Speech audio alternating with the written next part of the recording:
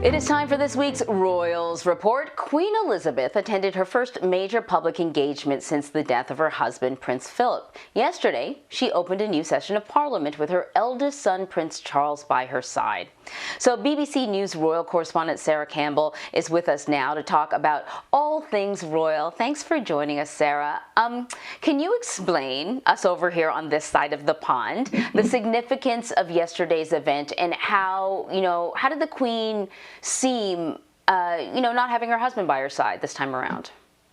Yeah, good morning to you. Well, as many things over this side of the pond, this is a tradition that goes back hundreds and hundreds of years. The state opening of Parliament is essentially the start of a new parliamentary session. We just had some elections last week.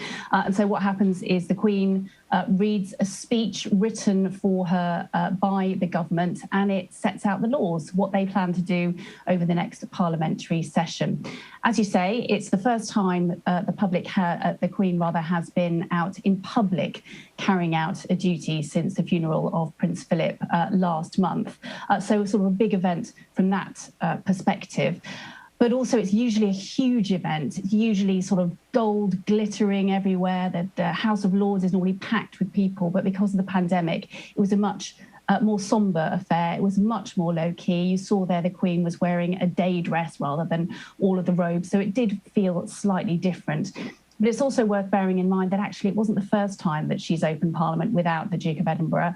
The last time he did it was, in fact, 2016. He was ill the following year, and then he retired from royal duties, as we know, in 2017. So actually, since then, the Prince of Wales has accompanied her. So not a first for her, but as you can imagine, that thought might have been on her mind, but she read the speech flawlessly, as she has done since the first time she did it, which was back in 1952.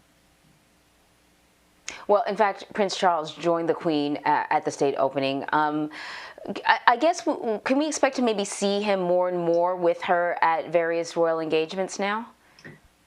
Yeah, I think you're right, Anne-Marie. I mean, we've said this before. The Duke retired from royal duties in 2017. So in a sense, we've become used to seeing other members of the royal family accompany the Queen when she's out and about. So that's the Prince of Wales. It's also Camilla, the Duke, the Wessexes, and of course the Duke and Duchess of Cambridge. Again, they've all sort of played their role in supporting her. But I think it's also worth pointing out that she's 95 years old. And actually, the pandemic over the last year has meant that she has been able to carry out her engagements, but she's done it from Windsor Castle, which, as you can imagine, physically is actually much better for her when she's in her 90s. And actually means that perhaps it means she can carry on longer, if you like, because it's not so physically demanding. But actually, we've seen her on Zoom calls. We've seen her making speeches on television and things. So in a sense, she's still had that presence, but she hasn't had to be out and physically do it. She's been able to leave that to the rest of the family. And I think actually going forward, that's a model which might well continue. Yeah, it's funny that you would bring that up because that was going to be sort of my next story, that she has been undertaking various engagements, various engagements, and she recently spoke to the Royal Life-Saving Society via video discussing her life-saving award. What more can you tell us about that? Yeah, this is so sweet. And actually, this is what's really nice about these kind of engagements is I've been on quite a few engagements with the Queen when she was out and about, obviously pre-pandemic. And we're all so far away from her. You can't really hear what she's saying. Even, the cameras, they can't really always pick up exactly what she's saying. But on these Zoom calls, like this one was a brilliant example. So it was carried out last week, as you say, with the Royal Life-Saving Society. And she talked about the fact that she was the first winner of their Junior Respiration Award 80 years ago, and she talked about the fact she was so proud, and she was so proud when she stuck the badge on the front of her swimsuit, and she said, it all seemed rather grand, which, coming from the Queen with all her crowns and her jewels and all the rest of it, was just a really nice little touch and a bit of a sense of humour that you don't always hear when she's out and about. So I think these Zoom calls, actually, they're pretty good. Yeah, and very, very sweet. Before we let you go, got to ask you about this. It was announced this week that Oprah Winfrey and Prince Harry are teaming up for a series on mental health. Certainly we know the last time the pair teamed up, it was a ratings hit, but it didn't go over so well with the royal family. Do we know if there has been a response at all from the royal family to this new endeavor? Yeah, you could say that.